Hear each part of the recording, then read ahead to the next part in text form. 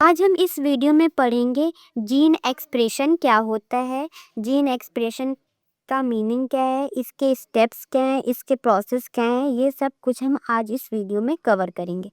पहले हम पढ़ चुके हैं कि ट्रांसलेशन क्या होता था, ट्रांसक्रिप्शन क्या होता था, ये सब कुछ हम पहले पढ़ चुके हैं। आज हम जीन एक्सप्रेशन की डेफिनेशन की बात करते हैं। तो ये क्या है, एक बायोलॉजिकल प्रोसेस है जिसके जरिए हमारे डीएनए में मौजूद इंफॉर्मेशन का इस्तेमाल करके हम एक फंक्शनल प्रोडक्ट बना सकते हैं, जैसे कि प्रोटीन।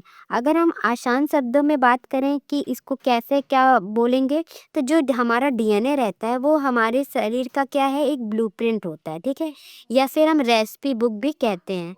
और जीन एक्सप्रेशन वो तरीका है जिससे उस रेसिपी को देखकर खाना प्रोटीन पकाया जाता है। तो जीन एक्सप्रेशन क्या है, हमारा रेसिपी है, ठीक है। जैसे हमारा रेसिपी बुक में लिखा रहता है कि क्या क्या इंग्रेडिएंट ऐड होंगे, और रेसिपी को हमने देखा और हमारा प्रोटीन बन के तैयार हो गया, खाना बन के तैयार हो गया। तो हमारा जीन एक्सप्रेशन क्या है, वो एक रेसिपी है, ठीक है। ये साइटोप्लाज्म के न्यूक्लियस में होता है। जैसे कि हमारा आरएनए से डीएनए से आरएनए बना तो उसे हम ट्रांसक्रिप्शन कहते हैं। आरएनए से प्रोटीन का जो प्रोसेस हुआ है हम ट्रांसलेशन कहते हैं, ठीक है। अब हम इसके स्टेप्स की बात करते हैं कि हमारा जीन एक्सप्रेशन के कौन कौन से स्टेप्स होते हैं। तो ट्रांसक्रिप्शन, डीएनए से आरएनए बनता है, ठीक है। तो सबसे पहले हम ये आपको दिखाते हैं कि सबसे पहले डीएनए की इंफॉर्मेशन को एक टेम्पररी कॉपी में बदला जाता है, जिसे हम क्या कहते हैं, एमआरएनए कहते हैं, ठीक है। ये प्रोसेस सेल के न्यूक्लियस केंद्रक के अंदर होता है, ठीक है, जैसा कि हमने स्ट्रक्चर में ही आपको बताया था। अब हमारा इसमें जो फर्स्ट स्टेप क्या था, ट्रांसक्रिप्शन था, ठीक। और सेकंड स्टेप इसका क्या है, ट्रांसलेशन है, ठीक है। तो ट्रांसलेशन में क्या है, आरएनए से क्या बनता है, प्रोटीन बनता है। और ट्रांसक्रिप्शन में क्या था, डीएनए से आरएनए बनता था। तो अब ये एमआरएनए न्यूक्लियस से निकलकर सेल के साइटोप्लाज्म में जाता है। वहाँ राइबोसोम इस एमआरएनए को पढ़ता है और एमिनो एसिड को जोड़कर एक प्रोटीन बनाता है। प्रोटीन ही हमारे बॉडी के सारे काम करता है। फॉर एग्जाम्पल मसल्स बनाने का, हमारे हेयर का क्या कलर रहेगा, ये सब को हमारा कौन करता है, प्रोटीन डिसाइड करता है, ठीक है। तो हमारा इसका फर्स्ट स्टेप क्या था, हाँ, ट्रांसक्रिप्शन करना, जिसे क्या कहते हैं, डीएनए से आरएनए बनने की प्रोसेस कहते हैं। ये सबसे पहले डीएनए के इन्फॉर्मेशन को एक टेम्पररी कॉपी करता है। और एमआरएनए जिसे कहते हैं, ये प्रोसेस सेल के न्यूक्लियस में होती है, सेल के न्यूक्लियस के अंदर होती है। दूसरा हमारा क्या है, ट्रांसलेशन है, जिसे हम आरएनए से प्रोटीन बनना की प्रोसेस कहते हैं। अब ये क्या है, एमआरएनए न्यूक्लियस से निकल जाता है, जैसे कि इस स्ट्रक्चर में दिख ही रहा है, और सेल के साइटोप्लाज्म में जाता है। वहाँ राइबोसोम इस एमआरएनए को पढ़ता है और एमिनो एसिड को जोड़कर एक प्रोटीन बनाता है। और प्रोटीन हमारे कार्य, सारे बॉडी के कार्य को करता है। फॉर एग्जाम्पल के लिए मसल्स बनाता है, और क्या करता है, हमारे एंजाइम्स बनाता है, और हेयर के जो कलर को भी ये बनाने का कार्य करता है। ये क्यों ज़रूरी है, हमारा जीन एक्सप्रेशन क्यों ज़रूरी है, इसकी इम्पोर्टेंस क्यों है हमारे लिए। तो ये हमारे शरीर की हर सेल में डीएनए सेम होता है, ठीक है। हमारे शरीर में जो हर सेल में डीएनए जो होता है सेम होता है, लेकिन हर सेल अलग अलग काम करती है, ठीक है। जैसे कि हमारी आँखों की सेल है, हमारी स्किन की सेल है, ये सब देखो हमारे जो शरीर में सेल हैं उसमें जो डीएनए है वो सेम रहते हैं, पर जो हर सेल एक जैसे काम तो करेगी नहीं। आँख की सेल है, सिर्फ वही जीन एक्सप्रेशन करती है जो देखने के लिए ज़रूरी है। स्किन की सेल वह सिर्फ जीन एक्सप्रेशन करती है, स्किन को हमें बाहरी चीज़ों से प्रोटेक्ट करती है, ठीक है। तो ये सब इस तरह से हमारा जो है जीन एक्सप्रेशन का क्या काम होता है, ये चीज़ रहता है। जब जीन एक्सप्रेशन में कोई बड़ी गड़बड़ी होती है तभी कैंसर या जेनेटिक बीमारी होने का खतरा बढ़ जाता है।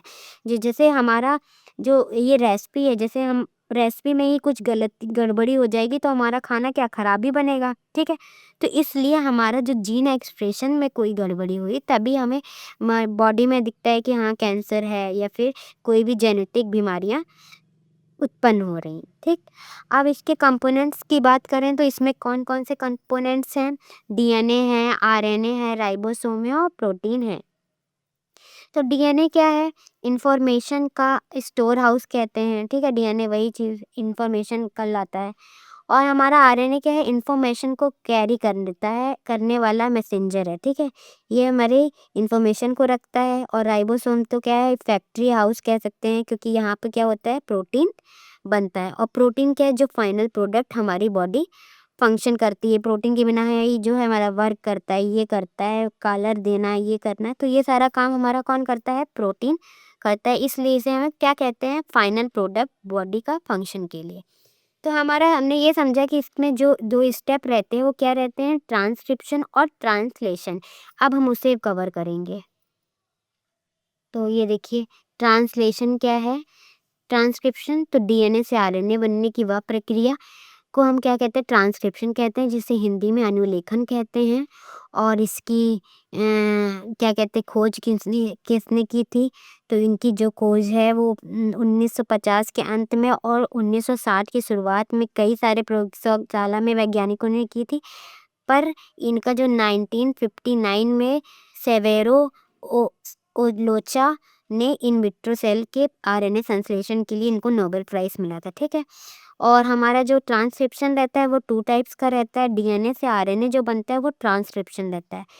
आरएनए से डीएनए जो बनता है उसे हम क्या कहते हैं? रिवर्स ट्रांसक्रिप्शन कहते हैं, जिसकी खोज किसने की थी? हार्वर्ड फ्लेमिंग ने और डेविड बोल्टामोर ने 1970 में की थी। और किसमें ये प्रेजेंट था? तो ये रेट्रोवायरस में, ठीक है। ये इन्होंने रेट्रोवायरस में रिवर्स ट्रांसक्रिप्शन नामक एंजाइम की खोज की थी, ठीक है। तो ये हमारा क्या है?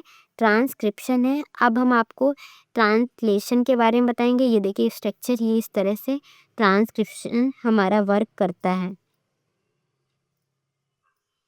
अब देखिए ट्रांसलेशन है, ये एक आणविक प्रोसेस है जो साइटोप्लाज्म में राइबोसोम की सहायता से एमआरएनए के एमिनो एसिड की श्रृंखला यानी प्रोटीन को बदलता है। इसकी खोज किसने की थी? फ्रांसिस क्रिक, मार्शल नेरेनबर्ग और हरगोविंद खुराना और जिम वाटसन ने जैसे कई वैज्ञानिकों ने योगदान देकर इसके खोज की थी। और इसके बाद जो है ये वो प्रोसेस है जहाँ पे एमआरएनए पे लिखी गई भाषा को प्रोटीन में बदलने का काम करता है, ठीक है। तो ये ट्रांसलेशन कोशिका के साइटोप्लाज्म में होता है, विशेष रूप से राइबोसोम पर। इसका मुख्य उद्देश्य एमआरएनए के न्यूक्लियोटाइड अनुक्रम को एमिनो एसिड में की भाषा में बदलना इसका कार्य रहता है, जैसे कि आप इस स्ट्रक्चर में भी दिख रहा होगा। उसके बाद जो है इसमें भी कई 3 स्टेप होते हैं। हमारे ट्रांसक्रिप्शन में भी वही इनिशिएशन, इलोंगेशन और टर्मिनेशन होता था। और हमारा ट्रांसलेशन में भी इनिशिएशन, इलोंगेशन और टर्मिनेशन होता था। और इसका जो इसमें कंपोनेंट रहते थे एमआरएनए, टीआरएनए, राइबोसोम और एमिनो एसिड। और हमारे जो ट्रांसक्रिप्शन में क्या क्या कंपोनेंट रहते थे? डीएनए टेम्पलेट, आरएनए पॉलीमरेज और प्रमोटर और न्यूक्लियोटाइड। ये सब हमारे उसमें रहते थे मेन कंपोनेंट्स।